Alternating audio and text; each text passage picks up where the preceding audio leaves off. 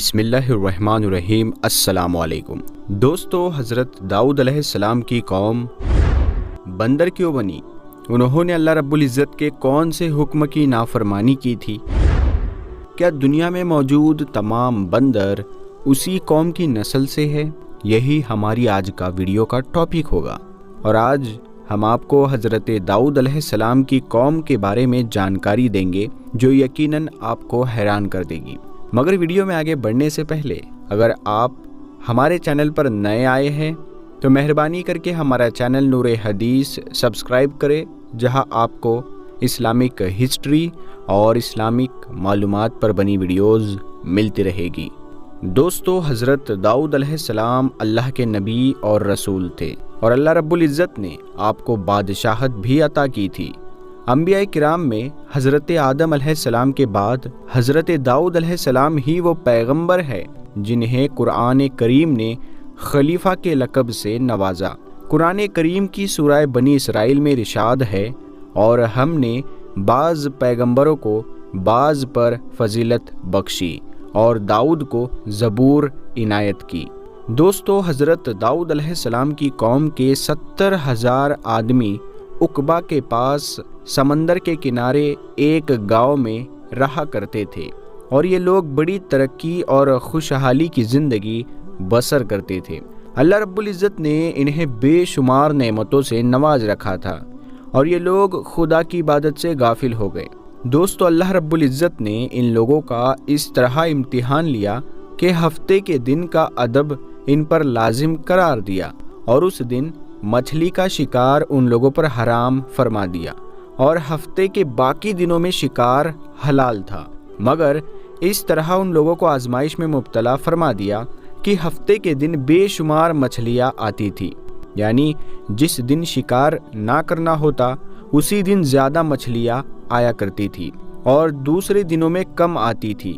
تو شیطان نے ان لوگوں کو یہ ہیلا بہانہ بتا دیا کہ سمندر سے کچھ نلیاں نکال کر خشکی میں چند حوض بنا لو، اور جب ہفتے کے دن ان نلیوں کے ذریعے مچھلیاں حوض میں آ جائے تو نلیوں کا منہ بند کر دو، اور اس دن شکار نہ کرو، بلکہ دوسرے دن آسانی کے ساتھ ان مچھلیوں کو پکڑ لو۔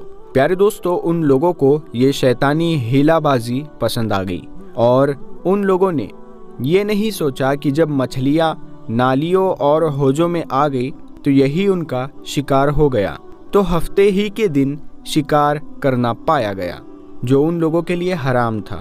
اس موقع پر ان یہودیوں کے 3 گروپ ہو گئے۔ دوستو، کچھ لوگ ایسے تھے جو شکار کے اس شیطانی ہیلا سے منع کرتے تھے اور ناراض اور بیزار ہو کر شکار سے دور رہے، جبکہ دوسرے گروہ کے لوگ اس کام کو دل سے برا جان کر خاموش تھے، مگر دوسروں کو منع نہیں کرتے تھے، بلکہ منع کرنے والوں سے یہ کہتے تھے کہ تم لوگ ایسی قوم کو کیوں نصیحت کرتے ہو جنہیں اللہ رب العزت ہلاک کرنے والا یا سخت سزا دینے والا ہے۔ جبکہ تیسرا گروہ وہ سرکش اور نافرمان لوگ تھے جنہوں نے حکم خداوندی کی اعلانیہ مخالفت کی اور شیطان کی ہیلا بازی کو مان کر ہفتے کے دن شکار کر لیا اور ان مچھلیوں کو کھایا اور بیچا بھی۔ دوستو، جب نافرمانوں نے منع کرنے کے باوجود شکار کر لیا تو منع کرنے والی جماعت نے کہا کہ اب ہم ان لوگوں سے کوئی میل ملاپ نہ رکھیں گے۔ چنانچہ ان لوگوں نے گاؤں کو تقسیم کر کے درمیان میں ایک دیوار بنا لی اور آنے جانے کا ایک الگ دروازہ بھی بنا لیا۔ حضرت داؤد علیہ السلام نے غضبناک ہو کر شکار کرنے والوں پر لعنت فرما دی۔ اس کا اثر یہ ہوا کہ ایک دن خطا کاروں میں سے کوئی بھی باہر نہیں نکلا، تو انہیں دیکھنے کے لیے کچھ لوگ دیوار پر چڑھ گئے، تو کیا دیکھا کہ وہ سب کے سب بندروں کی صورت میں مسک ہو گئے ہیں۔ اب لوگ ان مجرموں کا دروازہ کھول کر اندر داخل ہوئے تو وہ بندر اپنے رشتہ داروں کو پہچانتے تھے اور ان کے پاس آ کر ان کے کپڑوں کو سونگھتے تھے اور زاروں قطار روتے تھے، مگر لوگ ان بندر بن جانے والوں کو نہیں پہچانتے تھے۔ ان بندر بن جانے والوں کی تعداد اتہاس میں 12,000 لکھی ہوئی ہے۔ یہ سب 3 دن تک زندہ رہے اور اس درمیان میں کچھ بھی کھا پی نہ سکے، بلکہ یوں ہی بھوکے پیاسے سب کے سب ہلاک ہو گئے۔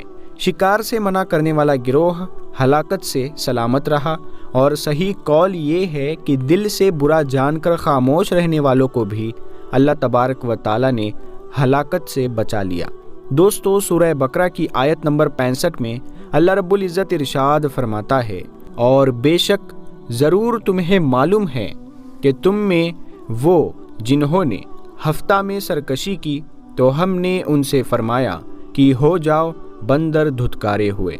दोस्तों, ये वाक़या सूरह अल आराफ में मौजूद है, जिससे मालूम होता है कि शैतानी हीलाबाजियों में पड़कर अल्लाह तबारक व ताला के अहकामात की नाफरमानियों का अंजाम कितना बुरा और किस कदर ख़तरनाक होता है, और खुदा के नबी जिन बदनसीबों पर लानत फरमा दे वो कैसे हौलनाक अज़ाब इलाही में गिरफ़्तार होकर दुनिया से नेस्तो नाबूद होकर आज़ाब नार में गिरफ़्तार हो जाते हैं और दोनों जहां में बर्बाद हो जाते हैं।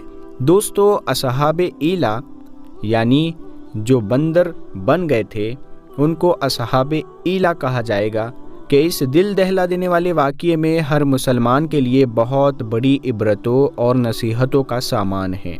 काश इस वाक़ये से मुसलमानों के दिलों में खौफ खुदावंदी की लहर पैदा हो जाए और वो अल्लाह और उसके रसूल की नाफरमानी करते भटकने से मुँह मोड़कर सिराते मुस्तकीम पर चल पड़े और दोनों जहानों की सर बुलंदियों से सरफराज होकर एजाज़ो इकराम की सल्तनत के ताजदार बन जाएं। दोस्तों, अब एक बहुत ही ज़रूरी सवाल ये है जो अक्सर लोगों के जहन में आता होगा कि क्या इस वक्त दुनिया में मौजूद तमाम बंदर उसी कौम की नस्ल से है?